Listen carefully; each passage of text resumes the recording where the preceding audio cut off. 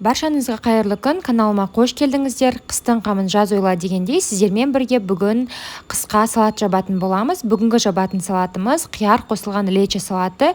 Өте дәмді салат. Міндетті түрде видеоны соңына дейін қарап, каналыма тіркеліп, қоңырауша белгісін басуды ұмытпаңыздар. Сол кезде каналыма шыққан рецепті ең алғаш болып көретін боласыздар. Бізге ең бірінші қиярымызды жуып, тазалап, салқын суға кем дегенде 1 сағатқа қоюымыз керек. Сол кезде біздің қиярымыз қытырлақ болып, күшті болып тұрады. 1 сағат уақыт қоямыз салқын суда. Енді сіздерге барлық керек заттарды көрсетіп өтейін. Бізге болгар бұрышы керек, осындай қызыл түрінен алыңыздар. Кесіп, жуып, тазалап қойдым алдын ала. Келесі бізге қызанақ керек болады. Барлық қоспаларды алдын ала жуып, тазалап алдым. Міне біздің 1 сағат тұрған қиярымыз.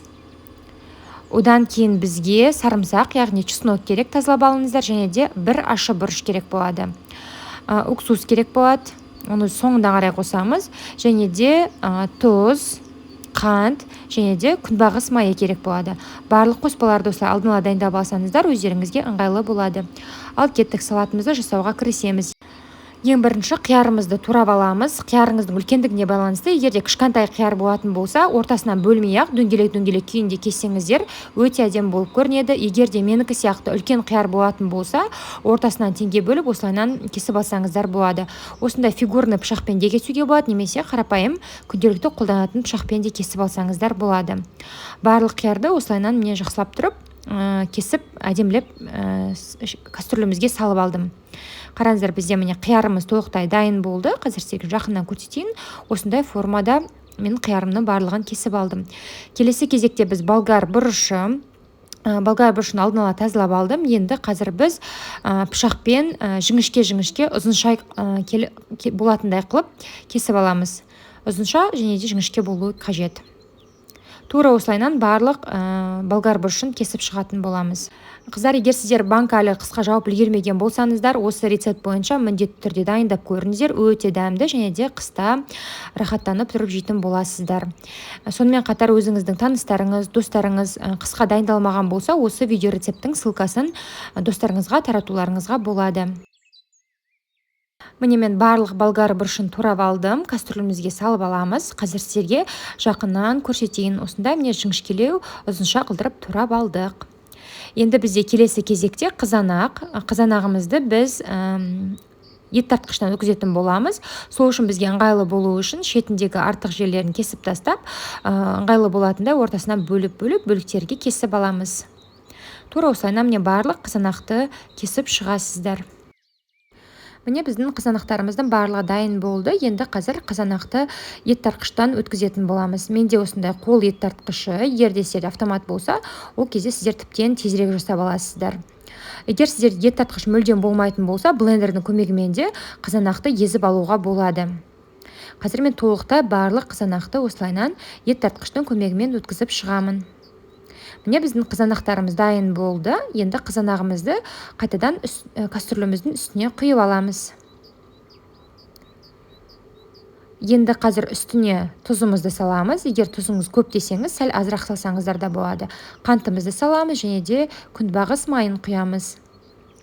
Енді біз сарымсақтарға кірісеміз. Сарымсақтарды біз осылайынан ұсақтап саламыз. Сарымсақ ұнтақтағышпен осылайынан міне ұнтақтап барлық сарымсақты салып шығыңыздар.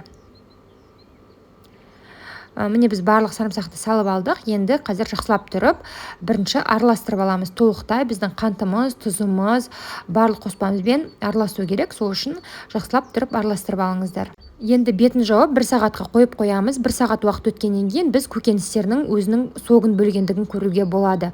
Осылайынан согы көкөністердің толықтай бөлінуі керек. Енді максималды оттың қызуында кастрюлемізді қоямыз және де 1 ащы бұрышты бүтіндей саламыз. Ортасынан бөліп керек емес, осылай бүтіндей салып араластырамыз. Енді максималды отта бұл қайнағанға дейін ұстаймыз. Қайнағаннан кейін отын баяулататын боламыз. Оған дейін банкаларымызды стерилизация жасаймыз. Ол үшін мен банканың барлығын ең бірінші ыдыс жуатын сұйықтықпен жуып алдым, яғни фаримен. Осылай жақсылап тұрып банкалардың барлығын жуып шығасыздар бірінші. Одан кейін барып ас содасын 1 ас қасық салып, губкамызбен жақсылап тұрып жуып аламыз. Банканың өзінде және де қақпағын да осылай жуу керек. Бірінші фаримен, одан кейін барып ас содасымен жуып аласыздар.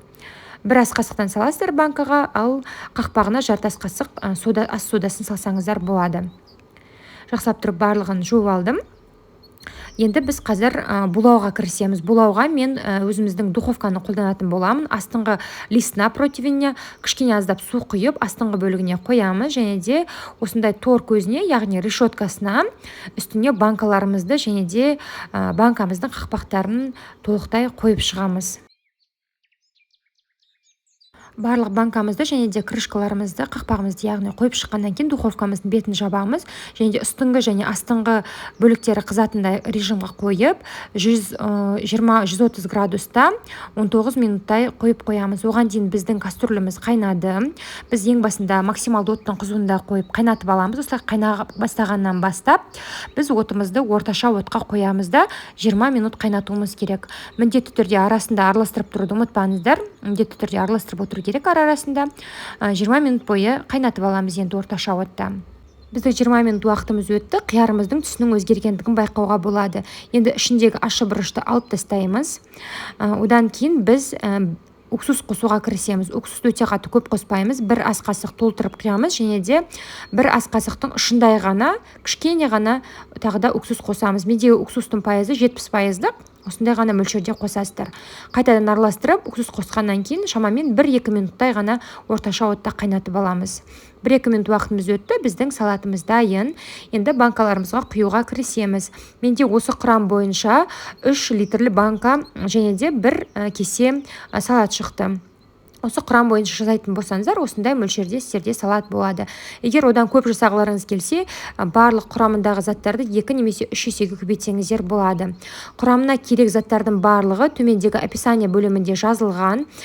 Осы рецепттің, видео рецепттің тақырыбын бассаңыздар, төмендегі описание бөліміне өтесіздер. Енді жақсылап тұрып, барлық банканың крышкаларын бұрап жауып шығамыз. Толықтай жақсылап бұрау керек болады, ауа қылмайтындай. Қияр қосылған біздің қыстық лечо салатымыз дайын болды. Өте дәмді болып шығады. Қыста рахатын көріп жесеңіздер болады, немесе келесі күні де жей беруге болады. Егер сіздерге видео ұнаса, каналыма тіркеліп лайк басып, қоңырауша белгісін басуды ұмытпаңыздар. Сол кезде каналыма шыққан рецепті ең бірінші болып көретін боласыздар. Бұл салатты кез келген ыстық тағаммен, тіпті нанмен де жеуге болады. Аппетиттеріңізді ашатын өте дәмді салат. Енді банкамызды төмен қарай аударып қоямыз. Үстіне сүлгі жауып, толықтай салқындағанға дейін күтеміз.